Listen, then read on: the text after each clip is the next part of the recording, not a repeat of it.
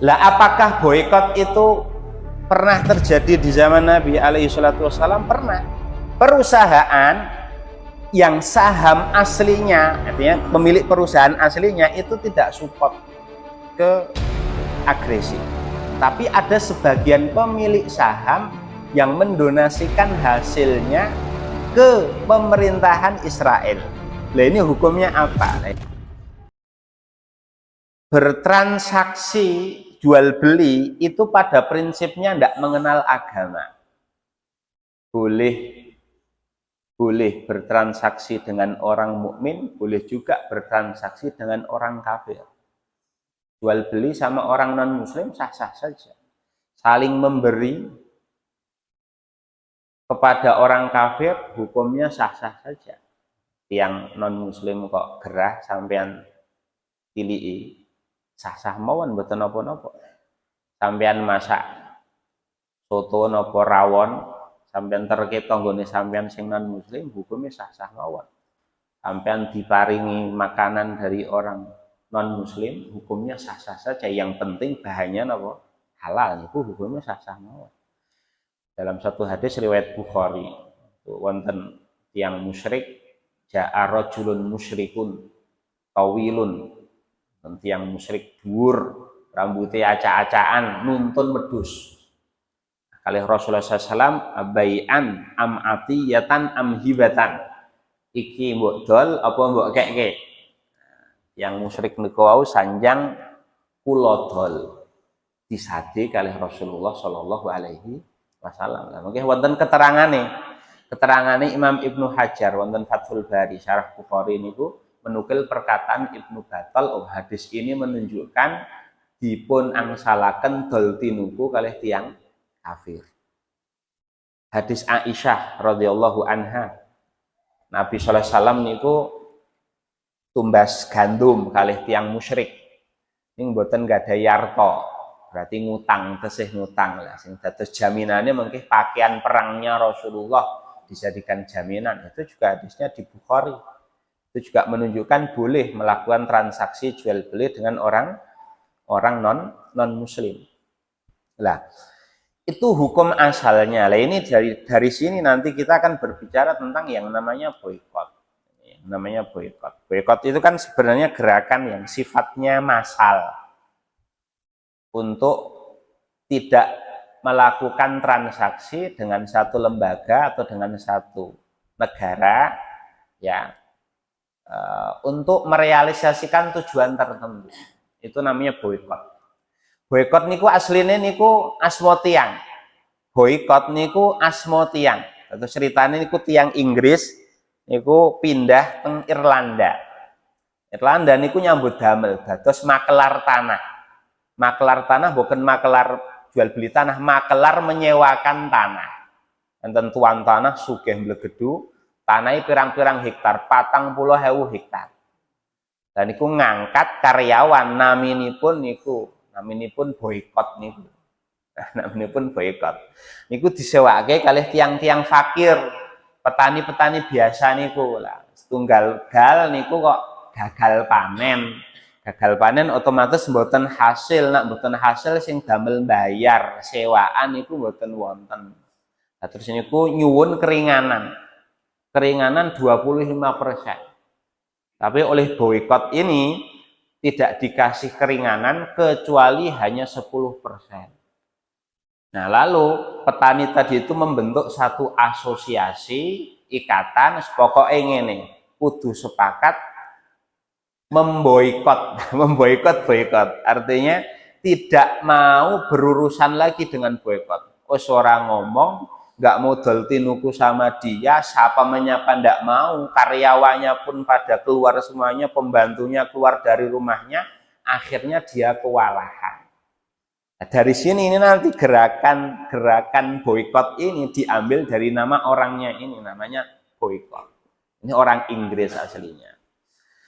Lah, fatwa yang dikeluarkan oleh MUI itu sebenarnya ya karena sekarang itu kan zamannya sosial media. Fatwanya masih umum. Lah fatwa umum jenenge kebiasaan wong Indonesia niku senenge ngomentari. Padahal ucapan niku nak wis tangan ke-10 niku men redaksine mangke pun enten. Makanya MUI saking radi kewalahan muncul beberapa hoax terkait dengan fatwa ini. Maka dari itu boikot itu masuknya ranah apa? Kalau kita lihat boikot itu kan berangkat dari pernyataan MUI kita harus mendukung perjuangan rakyat Palestina. Salah satu bentuk dukungan terhadap perjuangan rakyat Palestina adalah tidak membantu agresor Zionis dalam bentuk apapun, baik itu bantuan secara langsung ataupun bantuan secara tidak langsung. Nah, bantuan secara tidak langsung itu wujudnya adalah bertransaksi dengan perusahaan-perusahaan yang mendukung agresor atau yang mendukung negara Zionis. Sampai di sini. Dan ini MUI sampai sekarang belum menerbitkan produknya apa saja, perusahaannya apa saja, karena mereka mengatakan itu bukan kapasitas kami. Kami hanya memberikan acuan umum. Lah acuan umum ini kan masalahnya ini dikonsumsi oleh siapa saja, padahal sebenarnya standarnya hukum fikih itu harus ada rincian. Hukum fikih itu harus ada rincian. Lah kalau ini kita kembalikan kepada hukum fikih, ini kira-kira masuknya bab apa? Ini kan masuknya bab jual beli. Ada beberapa perusahaan yang mensupport pendanaan pemerintahan Israel yang itu nanti digunakan salah satunya sebagai pembelian senjata dan lain sebagainya untuk membantai rakyat Palestina terlebih khususnya masyarakat Gaza. Lah ulama mengatakan ini sebenarnya masuk pada ta'awun alal ismi wal udwan. Tolong menolong dalam dosa dan dalam permusuhan. Berarti memang hukum asalnya, hukumnya haram membeli barang yang mana penjual barang tersebut akan menggunakan hasilnya untuk melakukan hal-hal yang mungkar. Dalam konteks ini adalah untuk membunuh orang-orang yang beriman. Itu alasannya. Berarti kalau itu dijadikan alasan, keharamannya tidak terkait dengan barangnya, tapi terkait dengan tindakannya. Kalau tidak terkait barangnya tapi terkait tindakannya, berarti masuk kategori jual beli yang haram tapi hukumnya tetap sah. Tapi hukumnya tetap sah. Ya, kalau sah berarti otomatis kepemilikan uangnya sah, kepemilikan barangnya juga sah. Kepemilikan barangnya juga sah. Lah apakah boikot itu pernah terjadi di zaman Nabi alaihi salatu wassalam? Pernah. Ada hadis namanya Tsumamah bin Utsal. Tsumamah bin Utsal niku pemuka Bani Hanifah. Sing wonten pengaku Nabi namanya Musailamah al-Kadzab niku rak saking Bani Hanifah. Daerahnya dari Yamamah. Dicekel kalih pasukan Islam, dicekel ditali wonten masjid. Namanya Tsumamah bin Utsal. Datangi oleh Rasulullah SAW. Tsumamah, arepmu piye? Meh dipeke. Nah iki. Tsumamah ini orang yang kaya raya dan dia ketua kabilah. Monggo kalau sampean kersa napa nyedani kula nggih monggo nak sampean badhe bebaske nggih. Kula niku tipe orang yang tahu terima kasih. Apike wong Arab niku. Nah, elek-elek tenan Nak apik niku mboten enten sing nyaingi. Nah, setelah itu ditanyalah Rasulullah pergi, datang lagi ditanya, karepmu piye? Dijawab dengan jawaban yang sama. Akhirnya Rasulullah mengatakan sudahlah bebaskan Thumamah bin Utsal, bebaskan Thumamah bin Utsal. Nah, Thumamah ini karena dibebaskan, biasanya nak wong Arab kok nyekel itu dibebaskan itu kan berarti ada yang namanya hutang jasa. Biasanya dipateni niku. Malah dilepaske, diculke. Akhirnya Thumamah mandi, setelah mandi masuk ke masjid, ya Rasulullah asyhadu alla ilaha illallah wa asyhadu annaka Rasulullah. Syahadat mlebet Islam. Terus sanjang. Sakderenge kula mlebet Islam niku mboten wonten tiyang sing paling kula gething ngungkuli sampean. Sakniki mboten wonten tiyang ingkang langkung kula tresnani katimbang sampean. Sakderenge mlebet Islam mboten wonten agama sing paling kula gething lebihi agama Islam. Bareng kula mlebet Islam mboten wonten agama sing paling saya cintai kecuali agama Islam. Lah Thumamah niki ngertos nak Nabi ditekan oleh orang-orang kafir Quraisy. Ditekan, dianiaya, didolimi lah. Karena stok pangan orang-orang kafir Quraisy, gandumnya itu dari Yamamah. Presiden Yamamahnya ini adalah Thumamah bin Utsal. Akhirnya Thumamah berkata kepada orang-orang kafir Quraisy di Mekah, jangan berharap ada satu biji gandum pun yang sampai ke Mekah kecuali kalau diizinkan oleh siapa? Rasulullah Shallallahu Alaihi Wasallam. Nah ini yang dijadikan dalil oleh para ulama disyariatkan yang namanya boikot.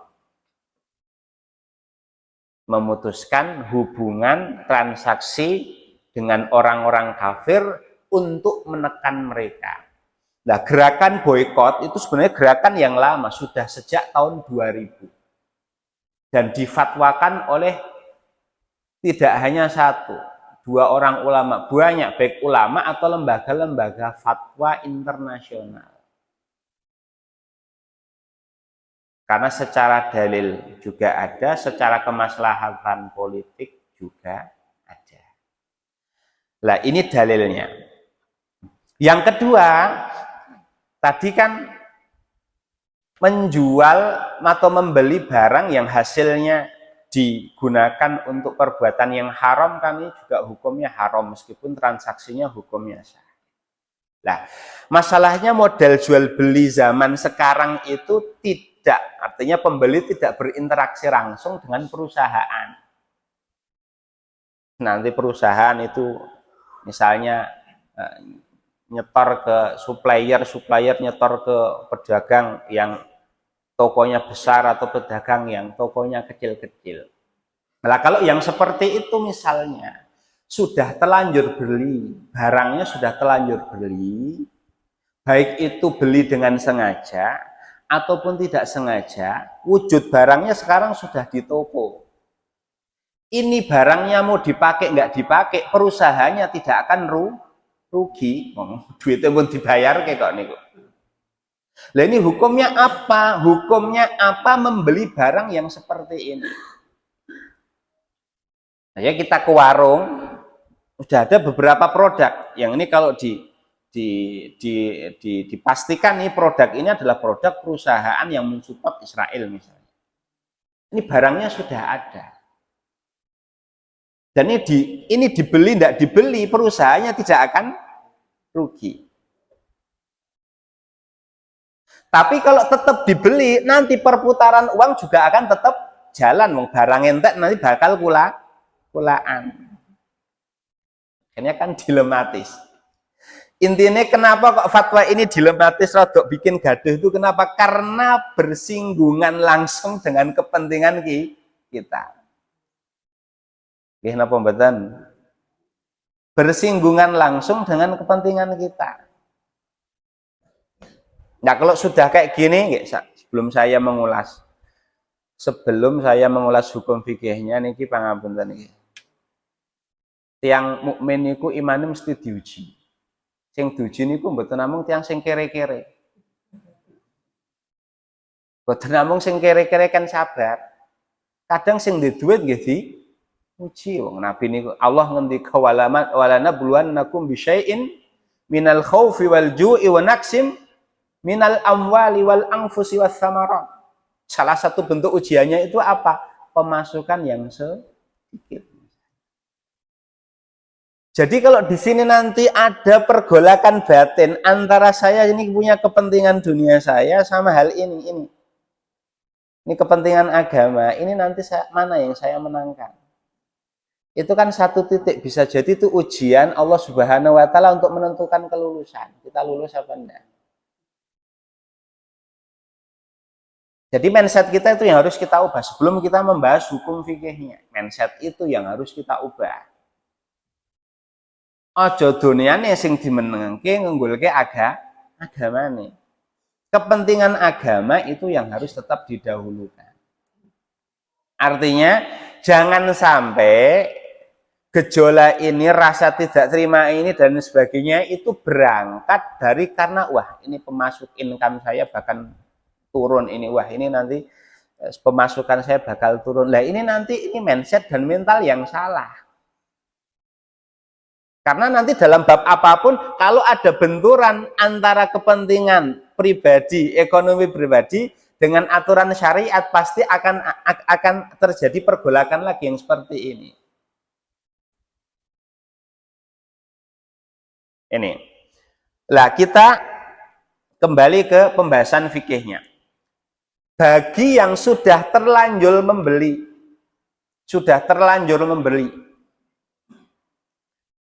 barangnya sudah ada, apa hukum bertransaksi dalam artian jual beli dengan yang modelnya seperti ini? Maka rinciannya ada dua. Yang pertama, kalau pemilik barang ada iktikad untuk tidak lagi nyetok barang ataupun produk yang dibuat oleh perusahaan-perusahaan yang itu mensupport agresi militer Israel ke Palestina, kalau dia punya iktikad hanya sekedar untuk menghabiskan stok, maka sampai pada batas ini tidak apa-apa, tidak masalah. Karena apa? Karena barang ini nanti mau dibeli tidak dibeli, uangnya sudah terlanjur masuk perusahaan. Sampai pada batasan ini juga salah. Yang kedua, kalau ingin menghabiskan barang tapi setelah barangnya habis nanti bakal kulaan lagi. Ini kan otomatis perputaran uang akan terus terjadi. Uang akan terus masuk ke perusahaan. Nah, ini yang seperti ini haram membeli barang tersebut.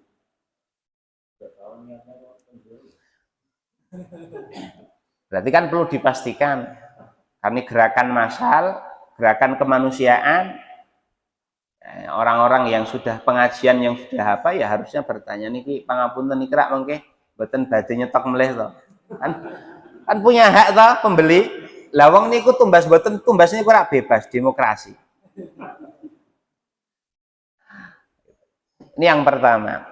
Yang kedua, tadi kan haram itu kan haram karena tindakannya, bukan haram karena barangnya. Kena sampean mertamu terus disuguh, misalnya disuguh salah satu makanan atau minuman atau masakan yang dimasak pakai bumbu. Oke, misalnya kalau mboten nyebut merek nih. Oke. Itu apa hukum memakan makanan tersebut? Tadi kan sekali lagi ini haramnya bukan haram karena barangnya, haram karena tindakannya. Nah, orangnya berdosa tapi akadnya sah, berarti barangnya hukumnya halal. Suguhke barang lho iki kan mereke perusahaan. Wis piye meneh iki kadur dituku. Nggih. Ampun bilang, "Wah, ini barangnya hukumnya apa? Haram." Ini berarti kan salah paham. Dikira yang halal, yang haram itu barangnya. Padahal haram itu adalah tindakannya yang nanti bisa menjadi wasilah hal-hal yang diharamkan oleh Allah Subhanahu wa taala. Kayak tadi jual anggur ke perusahaan wine, itu kan jual belinya hukumnya sah ya, dite nanti buat belanja juga boleh. Tapi orangnya terhitung berdosa. Nah, ini yang perlu dipahami. Perusahaan yang saham aslinya, artinya pemilik perusahaan aslinya itu tidak support ke agresi. Tapi ada sebagian pemilik saham yang mendonasikan hasilnya ke pemerintahan Israel. Nah, ini hukumnya apa? Nah, ini yang seperti ini nanti ada kaedah fikih at-tabi'ut tabi. Yang sedikit itu ngikuti yang dominan. Kalau dominannya halal berarti ikut apa? Halal, berarti hukumnya diperbolehkan. Jadi kalau ada produk perusahaan, tidak semua sahamnya, tidak semua pemilik saham itu mendonasikan keuntungannya untuk Israel misalnya. Hanya sebagian saja, sebagian besarnya tidak. Maka yang dihukumi adalah ngikutin yang sebagian besar. Ini saya tanyakan kepada Syekh Labib. Pernah saya tanyakan kepada Syekhuna Syekh Dr. Labib Najib, pakar fikih ini. Ini hukumnya diperbolehkan karena sekali lagi keharamannya bukan karena zatnya tapi karena tindakannya seperti itu.